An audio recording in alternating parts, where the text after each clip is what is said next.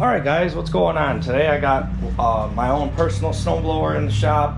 It's a Power Clear 518ZE, which a lot of times is just a Power Clear 180 they used to call them back when they first came out back in the day.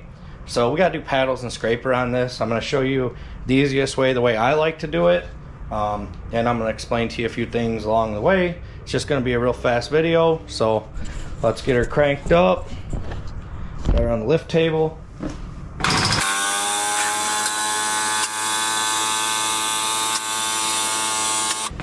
Okay, most important thing on these Toros, and something that you need to watch out for, especially on the power lights down here, is your scraper bar. If you wear this out past the plastic on these housings, you're screwed. You'll either have to make something or you'll have to throw the machine out because the housing costs more than the machine. So that's a wear and tear item you got to check for, and usually when you replace that, you're also going to be replacing the paddles at the same time. So let me show you what to look for on the paddles. Right here, you can tell. Let me adjust the camera. If you put your fingers down in here, and your fingers slip through this gap right here between the back of the housing, right down in here, your paddles are shot. Also, there's wear hole indicators in these. Right here, you can see on mine, it's already wore through, so we need to replace them. Now let me get the replacements, explain a couple things to you. I'm going to do this the cheapest way as possible. I'm not going to use OEM, but I want to show you the difference. Okay, so here's your new ones. These are off Amazon. These are really cheap. In the middle is where the fibers are for the rubber. Now on your OEMs, you can see the fibers that hold the rubber are on the edges. These will last a lot longer. Well, I shouldn't say a lot longer, but they will last longer. And you can see here's that wear hole I was showing you that's burned out on mine. But listen guys, I have a small yard. The old lady uses it. I have a plow on my four-wheeler, so I'm not gonna be buying, you know, $70, $80 worth of paddles. I really don't know what these cost nowadays. But I think this kit was like 42 bucks. Here's your new scraper bar. So you can tell it's a harder plastic. It's not going to last as long, but that's all right. So first things first, I want to tell you the biggest mistake people make on these. These are a Torx T27. Guys will put T25s in there and they'll strip them out. These do come with new ones. These used to be a couple dollars a piece when I worked at the shop. I'm sure they're probably still $3-4 bucks a piece, so you don't want to strip them out. You can reuse them. Yeah, you should reuse new nylon lock nuts. I've done thousands of these. I've reused the originals. Never ever had one come loose. Never ever had a problem. So let's get the tools set up and let's get them off. Okay, what I like to do is I use needle nose vice grips, and I'll lock them down on the nut. Get them in there and lock them down, just like that on the nut. And here's my T27. You can use an air ratchet. You can use a hand ratchet.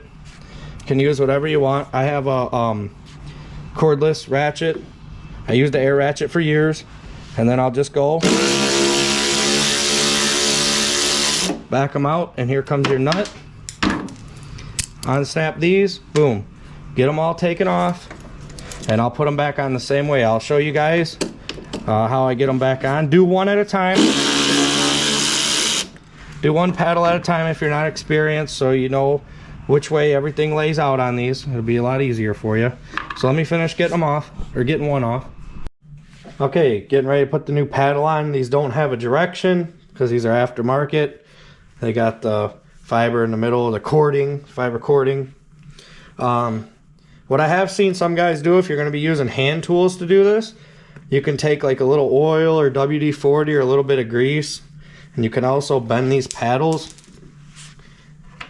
You can bend them a little bit like this, and you're able to get that the shank of the head right here in there a little bit. So if you're working with hand tools, it'll make it a lot easier. So I always start with the middle, like I said. I'll push it with my one thumb, use my other finger. I know my arm's probably in the way. Get the nut started. The middle is always the easiest. So now if you're having a hard time, if your fingers aren't super strong, You can use that's why I like using a side ratchet or whatever torque tool you're using to get some pressure on there to push that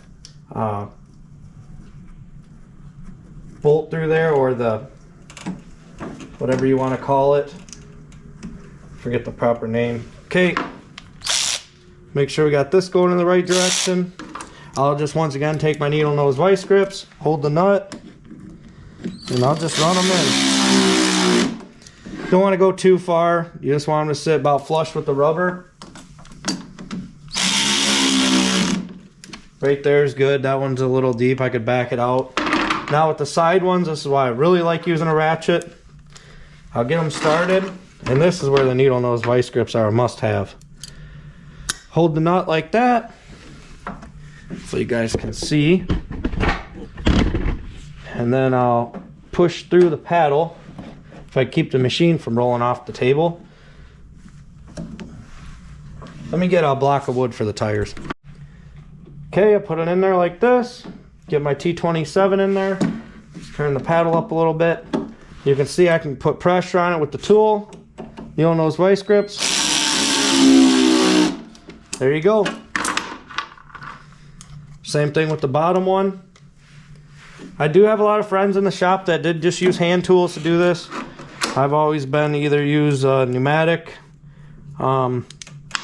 side ratchet or a cordless side ratchet. Just much easier. Just be careful you don't cross thread them, that's it. So I'll get the other paddle on and get this one finished up, and I'll show you how to change the scraper bar. Also, one thing to mention too, if you're doing this on like the 2450s, the 3650s, the 1000s, I don't think the power lights have them, but you have to bend the paddle right here in the middle. You'll have two little spacers that'll pop out. You bend it, and you have to bend them to push them in.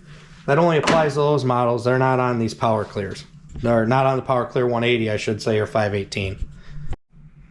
All right, here we have it. Got the paddles on. Now we got to get to the scraper. One thing I wanted to point out on these 4-stroke machines is the oil, when you tip it back like that, it'll run out your breather tube here on your valve cover. So it can make a little bit of a mess. Also, check your oil level after you do this. Sometimes it can be a little hard to get started too, from the oil going up through the head. But there's no other way to be able to change those paddles without laying this machine back. So like I said, just make sure you check the oil level. I'm going to change this anyway, so it doesn't matter to me. And as you can see, I got workbench I easily can wipe up. All right, now we got to get these. These are 5/16, but as you can tell, they're ground right out. So I'm just going to take my cordless cutoff wheel and grind the heads out, and I'll show you how I just use a pair of vice grips to get the screws screws out.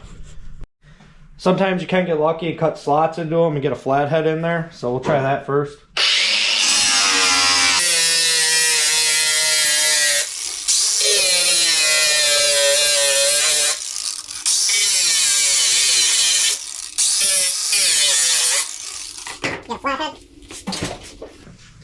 A lot of times these are just going to break off just like that, so you're going to be forced to cut them off to get the scraper bar out of your way and get the remainder out.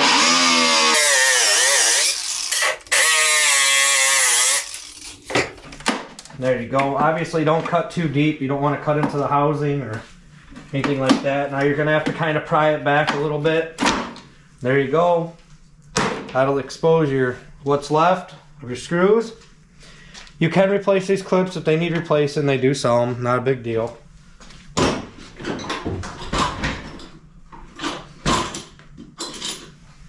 A lot of times what I'll do, or most of the time, almost every time, I'll take a pair of vice grips and I'll clamp them on there just like this, and there you go. I'll screw the remainder just like that out. So let me get the other two out and we'll get the new ones in. Alright, once again, got into my old nut and bolt bin here and got some 5/16 head screws just like this. Boom boom, your new scraper bar. It's going to have this slot right here. Slot obviously goes in here. Feel it clip right in. Take your screws, and they'll thread right in.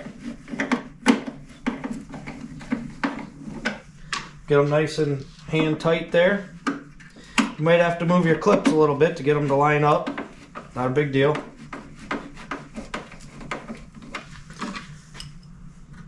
This last one in. And then I'm going to go ahead and change the oil on this machine. Like I said, this belongs to us. So just got a little 10 millimeter here. I think they take like 16 ounces of oil.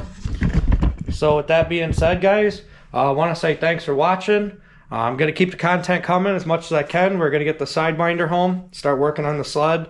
I got a lot of sled trips planned this winter. And I want to say thank you again for smashing the subscribe button. I've gotten so many new subscribers. It's awesome. It really makes my day. You guys are awesome. I love reading the comments. I can't remember the guy's name right now, but I will give him a mention. He's always putting comments on my stuff. There's actually 2 guys. I really appreciate that. Super awesome. I see he's always working on a ton of stuff too. So stay tuned. Thanks for watching.